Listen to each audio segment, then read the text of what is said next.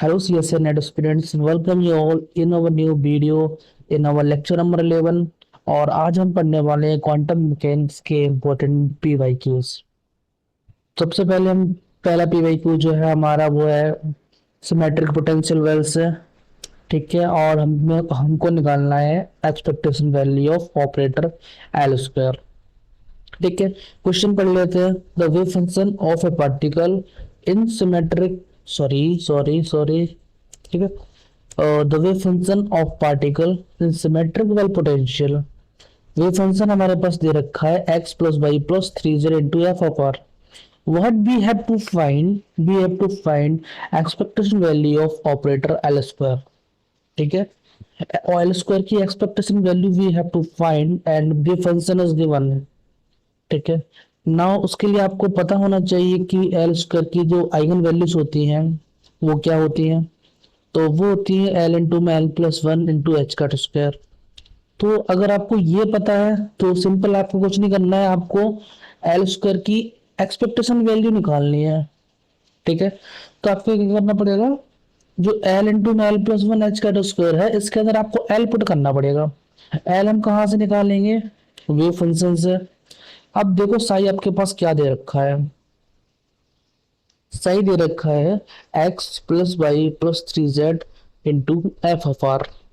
ठीक है, आपको एक और चीज मैं बता दूं, जो एल होता है उसको हम किससे डिसाइड करते हैं, कॉस थीटा की जो पावर होती है। ठीक है, कॉस थीटा हो गया या फिर साइन थीटा की पावर हो जाएगी या फिर टेन थीटा की जो भी पावर होगी।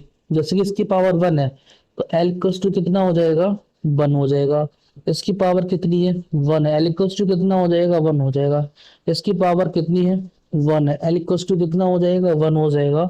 अगर कोई और दे रखा है जैसे कि कॉस स्क्वायर थीटा, ठीक है, तो इसमें एल इक्वल्स टू कितना आएगा, टू आएगा। अगर हमारे पास दे रखा है साइन क्यूब थीटा, तो यहाँ पे एल इक्वल्स टू कितना आएगा, थ्री आएगा। तो इस तरह से हम क्या कर सकते हैं, एल की वैल्यू फाइंड कर सकते हैं। अब जो हमने एल की वैल्यू फाइंड की है उसको हम क्या करेंगे, इस इक्वेशन में रख देंगे। तो आप ध्यान से देखो, X plus Y plus 3z into F of R. ठीक है, तो अगर हम स्फेरिकल पोलर कोऑर्डिनेट्स की बात करेंगे तो एक्स कितना हो जाता है हमारा, R sine theta cos phi, Y equals to R cos theta cos Y and Z equals to R cos theta. Now L की वैल्यू हमको निकालनी है। तो कुछ क्वेश्चन में दे रखा है अब साई इक्वल्स टू, देखो मैं आपके लिए लिख देता हूँ, साई इक्वल्स टू एक्स के जगह कितना हो जाएगा, sine theta into cos five. ठीक है, ये हो गया एक्स प्लस वाई हमारे पास दे रखा है कॉस थीटा और कॉस फाइव प्लस जेड दे रखा है आर कॉस थीटा। ठीक है, तो ये दे रखा है। अब इसमें ध्यान से देखो, थीटा की पावर कितनी है, वन है। एल इक्वल्स टू वन यहाँ से भी मिलेगा, एल इक्वल्स टू वन यहाँ से भी मिल रहा है, एल इक्वल्स टू वन यहाँ से भी मिल रहा है। तो जो क्वेश्चन हमको दे रखा है उसमें एल की वैल्यू हमारी कितनी है, हमारी वन है। ठीक है, तो एल इक्वल्स टू वन आ जाएगा। अब इस एल इक्वल्स टू वन को, जो हमारी इक्वेशन है, इक्वेशन वन अगर ये है, इसमें पुट कर देंगे। तो एल स्क्वायर इक्वल्स टू था एल इंटू में एल प्लस वन एच का स्क्वायर। एल की वैल्यू वन लेंगे तो वन इंटू टू कितना हो जाएगा, टू हो जाएगा, तो टू एच का स्क्वायर इस क्वेश्चन का आंसर आ जाएगा। अब क्वेश्चन में देखो आप, पूछा क्या है, निकालना क्या है और कौन कौन सा फॉर्मूला यूज हो रहे हैं, और उन फॉर्मूलेस को आप याद कर लो। क्वेश्चन था सिमेट्रिक वेल पोटेंशियल का, साई हमको दे रखा था और हमको एल स्क्वायर की एक्सपेक्टेशन वैल्यू फाइंड करनी थी। तो उसके लिए एक तो आपको एल स्क्वायर का आइगन वैल्यू पता होना चाहिए, और एल को कैसे फाइंड करते हैं वो आपको पता होना चाहिए। ठीक है, ये दो चीज अगर आपको पता है आप क्वेश्चन सॉल्व कर लोगे।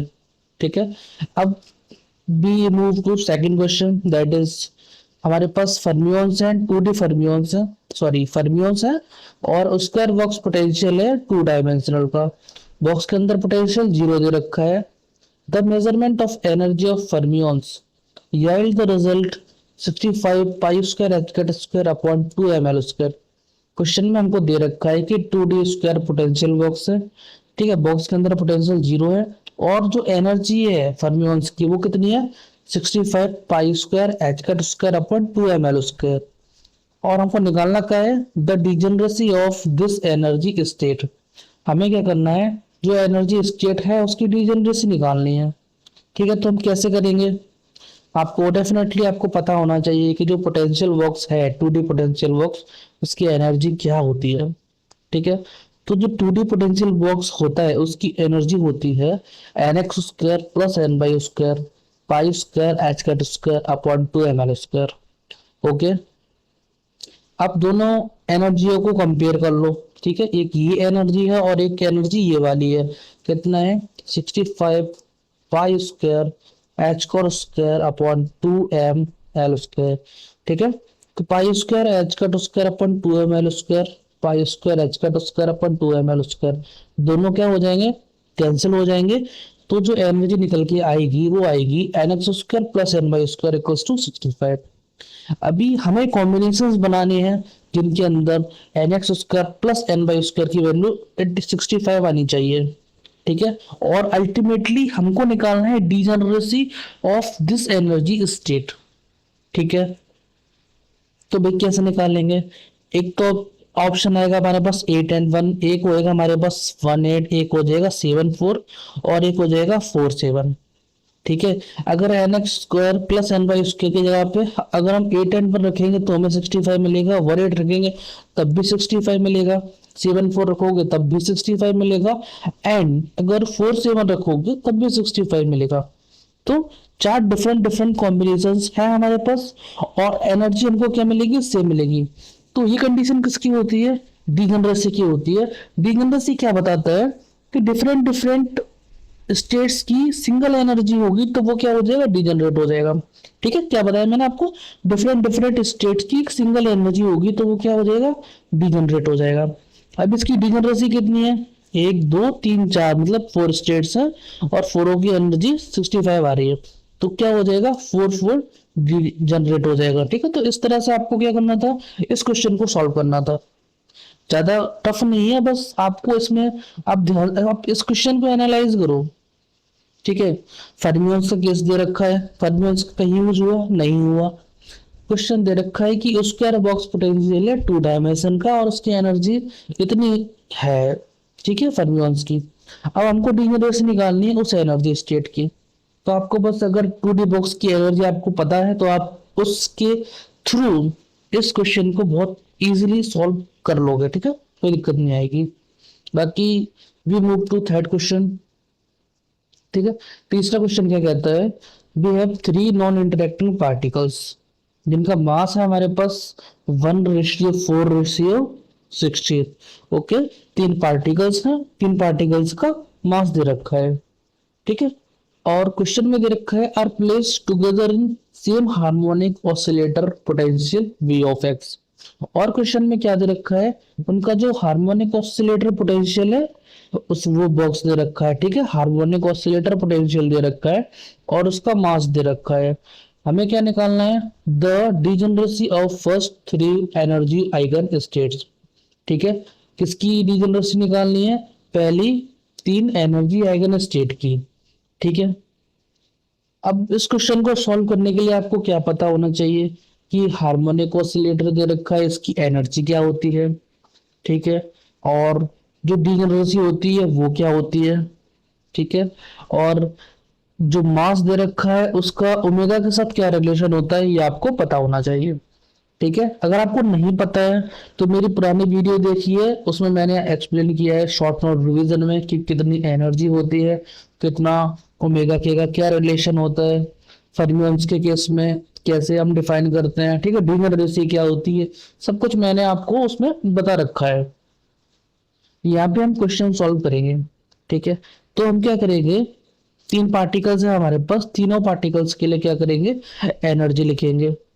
ठीक है, तीनों पार्टिकल का मास डिफरेंट है तो ये ओमेगा 1 ओमेगा 2 ओमेगा 3 इनकी वैल्यू ले लेंगे हम, क्योंकि ओमेगा 1 अलग होगा, ओमेगा 2 कुछ और होगा, ओमेगा 3 कुछ और होगा।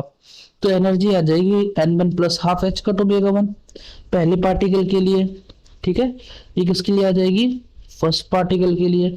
फिर आएगी n2 plus half H cut omega 2, ये किसके हो जाएगी, सेकंड पार्टिकल की। और ये जो एनर्जी हो जाएगी वो हो जाएगी थर्ड पार्टिकल की। अब ठीक है, आप क्वेश्चन में देखो, ओमेगा 1 जो पहले का मास दे रखा है 1 दे रखा है, तो ओमेगा 1 में तो कोई चेंज नहीं आएगा। वो क्या रहेगा, वही रहेगा, ओमेगा 1 को ओमेगा लिख दो। सेकंड जो मास दे रखा है वो दे रखा है 4। ठीक है, सेकंड पार्टिकल का मास कितना दे रखा है, 4। अभी हमें क्या करना है, ओमेगा 2 कितना होता है, अंडर रूट के बाई एम। मास कितना दे रखा है, 4 टाइम्स ऑफ मास। तो जब हम m की जगह 4m रखेंगे तो ये हो जाएगा अंडर रूट के अपॉन 4m। अब ये किसके बराबर हो जाएगा, 1/2 under root of K upon M, क्योंकि square root of 4 that will be equals to 2। ठीक है, अब जो ओमेगा 2 है वो किसके बराबर आ जाएगा, ओमेगा बाई 2 के। अब जो ओमेगा 2 कितना हो गया, हाफ हो गया। सिमिलरली हम ओमेगा 3 निकालेंगे, जो कि कितना निकल के आ जाएगा, 1/4 ऑफ ओमेगा। नाउ क्वेश्चन में सिर्फ आपको ये समझना था कि जो मास दे रखा है उसको कैसे यूज करना है आपको ओमेगा निकालने के लिए। अगर आपने ओमेगा निकाल लिया उसके बाद क्या है, एनर्जी निकाल लो, जो हमारी इक्वेशन 1 थी यहाँ पे। ठीक है, जो इक्वेशन 1 थी उसमें एनर्जी पुट कर दो, सॉरी ओमेगा की वैल्यूज पुट कर दो। तो ये हो जाएगा n1 plus half H cut omega 1 plus n2 plus half H cut omega upon 2 plus n3 plus half H cut omega upon 4। ठीक है, जब आप ये एनर्जी पुट करोगे तो आपके पास इक्वेशन बन जाएगी ये। जब आप इसको सॉल्व करोगे तो कुछ इस टाइप से इक्वेशन आ जाएगी। ठीक है, ये काट देना ये कैलकुलेशन से। ठीक है, हाँ, तो कुछ इस टाइप से आपके पास एनर्जी आ जाएगी। अब क्वेश्चन में पूछा है आपसे कि हमको बताना है कि जो पहले 3 एनर्जी आइगन स्टेट हैं उनकी डिजनरेसी क्या है। ठीक है, क्या बताना है हम लोगों को, फर्स्ट 3 एनर्जी आइगन स्टेट्स की डिजनरेसी क्या है। तो फर्स्ट है हमारे पास ग्राउंड स्टेट, इधर है first excited state and second excited state. Okay, तो ग्राउंड स्टेट के लिए हमारी एनर्जी कितनी होगी, n1 n2 n3 रख देंगे हम। ठीक है, और उसके बाद 0 0 0 तीनों को पुट करेंगे। अब इस क्वेश्चन में तीनों को 0 0 पुट जब हम करेंगे तो जो एनर्जी मिलेगी हमें यहाँ से वो मिलेगी 7/8 एच कट ओमेगा। ठीक है, 0 0 0 इनके अलावा कोई और कॉम्बिनेशन ऐसा है क्या जिससे ये एनर्जी हमें मिल सकती है 7/8 H cut omega. 0 0 0 n1 n2 n3 की वैल्यू, इसके अलावा हम कुछ और नहीं रख सकते। ठीक है, तो ये सिंगल एनर्जी मिल रही है। ठीक है, और कोई और कॉम्बिनेशन नहीं है। तो क्या ये डिजनरेट होगा, तो ये हो जाएगा नॉन डिजनरेट। फिर हम करेंगे ग्राउंड स्टेट से थोड़ा सा ऊपर जाएंगे। ठीक है, ग्राउंड स्टेट से थोड़ा सा ऊपर जाएंगे तो वहां पे मिलती है हमको फर्स्ट एक्साइटेड स्टेट। अब फर्स्ट एक्साइटेड स्टेट के लिए क्या हो सकता है, 0 0 1 कर सकते हैं हम। n1 की वैल्यू 0, n2 की वैल्यू 0, n1 की n3 की वैल्यू 1 करेंगे। तो जब हम ये कॉम्बिनेशन रखेंगे तो हमें एनर्जी मिलेगी n/8 एच कट ओमेगा। ठीक है भाई, अब क्या इसके अलावा कोई और कॉम्बिनेशन है जिससे हमको ये एनर्जी मिल सकती है 9/8 एच कट ओमेगा। नहीं है, क्योंकि क्यों नहीं है, क्योंकि देखो n1 में 2 से मल्टीप्लाई हो रहा है, n2 में 2 से मल्टीप्लाई हो रहा है, सिर्फ n3 ही है जिसमें किसी से मल्टीप्लाई नहीं हो रहा है। तो सबसे कम एनर्जी n3 की वैल्यू रख के ही मिलेगी। n2 और n1 की जगह पे अगर हम 0 1 रख देंगे तो हमको नहीं मिलेगी। ठीक है, that is first excited state. अब ये भी क्या हो गया, नॉन डिजनरेट हो गया। ठीक है, तो ग्राउंड स्टेट भी नॉन डिजनरेट है और फर्स्ट एक्साइटेड स्टेट भी क्या है हमारी, नॉन डिजनरेट। अब हम मूव करेंगे सेकंड एक्साइटेड स्टेट के लिए। अब आप देखो भाई, सी 9/8 के बाद एनर्जी क्या मिल सकती है हमको। एक तो हमारे पास कॉम्बिनेशन बना 0 1 1। ठीक है, और एक कॉम्बिनेशन बन रहा है 1 0 0।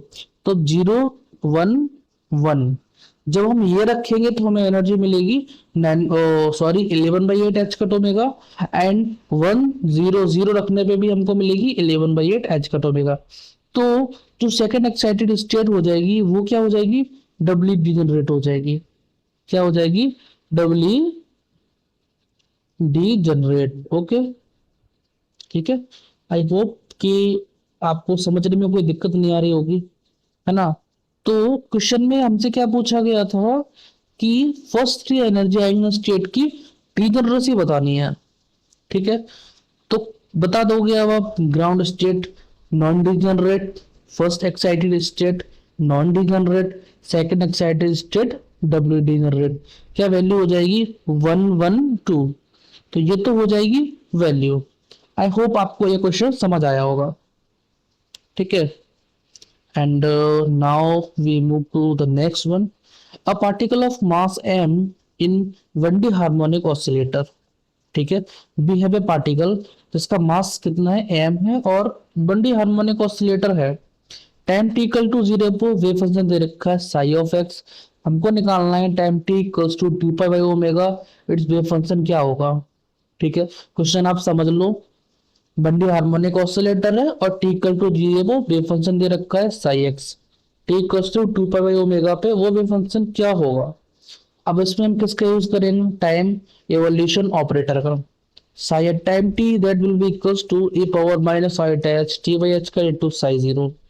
ठीक है, आपको कभी भी क्वेश्चन में दे रखा है कि psi of zero is this and you have to find psi at time T, तो आप हमेशा इस फॉर्मूले का यूज करो, psi at time T that will be equals to e power minus iota H T upon H cut into psi of zero.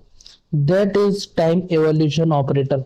इसको हम क्या बोलते हैं, टाइम इवोल्यूशन ऑपरेटर। ठीक है, ये क्वांटम मैकेनिक्स में पढ़ते हैं हम। नाउ अब देखेंगे शायद time T that will be equals to e power minus iota n plus half h cut omega t into psi of x। ठीक है, h की जगह पे क्या आ जाएगा, n प्लस हाफ आ जाएगा, क्योंकि जो h होता है वो हैमिल्टोनियन होता है, that will be equals to energy, और जो हार्मोनिक ऑसिलेटर है उसकी एनर्जी होती है n plus half h cut omega. ठीक है, ये हमारा सही टाइम टी है। तो अब हम क्या करेंगे, T equals to 2 power omega की वैल्यू पुट कर देंगे यहाँ पे। तो psi time T that will be equals to e power minus iota into n plus half. अब ये सारी वैल्यू सेम रहेंगी, बस टी की जगह पे हम कर देंगे 2 pi by omega into psi of X. ठीक है, जब हम टी की जगह पे 2 पाई बाई ओमेगा पुट करेंगे, ओमेगा से ओमेगा कैंसिल, एच कट से एच कट कैंसिल, हमारे पास बचा क्या, 2 पाई। ठीक है, तो psi time T that will be equals to e power minus iota into n plus half into 2 pi into psi X. ठीक है, यहाँ तक सिंपल है। अब हम क्या करेंगे, 2 पाई का n में मल्टीप्लाई करेंगे, 2 पाई का 1/2 में मल्टीप्लाई करेंगे, तो जो साइड मिलेगा वो हमें मिलेगा e power minus iota 2n pi into e power minus n pi into psi X. ठीक है, यही हमने कर लिया। अब हमको सिर्फ क्या करना है, अब हमको सिर्फ क्या करना है बताओ भाई। अब हमको सॉल्व करने के लिए इन दोनों की वैल्यू चाहिए होगी। e power minus iota pi क्या होता है, e power minus iota 2n pi क्या होता है।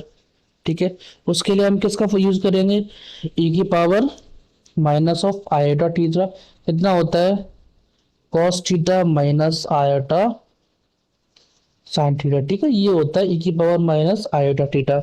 तो वही हमने यहाँ पे पुट किया है, cos theta minus iota sine theta, cos theta minus iota sine theta. तो यहाँ से हमारा साई टाइम टी निकल के आ जाएगा e power minus iota 2n pi into e power minus iota पाई। इसकी वैल्यू कितनी होती है, +1 होती है। इसकी वैल्यू कितनी होती है, -1 होती है। इन दोनों की वैल्यू पुट करेंगे तो ये टाइम टी पे जो हमारा वेव फंक्शन है उसकी वैल्यू हमारे पास आ जाएगी। ठीक है, क्वेश्चन में हमसे ये पूछा है कि हमें बताना था कि wave function at time 2 pi by omega पे हमारा वेव फंक्शन क्या होगा। तो हमने साई एट टाइम टी पे वेव फंक्शन निकाला, वो किसके बराबर आया, माइनस ऑफ साई एक्स के बराबर आया। तो इस टाइप के क्वेश्चन भी सीजन नेट में पूछे जाते हैं और आप इनको छोड़ नहीं सकते। ठीक है, अब कुछ क्वेश्चन और हैं इनको हम नेक्स्ट क्लास में करेंगे, अभी तक के लिए इतना काफी है, क्योंकि अच्छे क्वेश्चन हैं। आपको थोड़े से आप खुद से ट्राई कीजिए, 2-3 क्वेश्चन 3 क्वेश्चन इतने। नेक्स्ट लेक्चर में ना हम पर्टर्बेशन थ्योरी स्टार्ट करेंगे। पर्टर्बेशन थ्योरी के जितने भी इंपॉर्टेंट पीवाईक्यू है वो सारे एक ही लेक्चर में कवर करेंगे। तो अगर आपका वीडियो अच्छा लगा हो तो मेरे चैनल को सब्सक्राइब कीजिए, लाइक कीजिए, शेयर कीजिए। Thank you.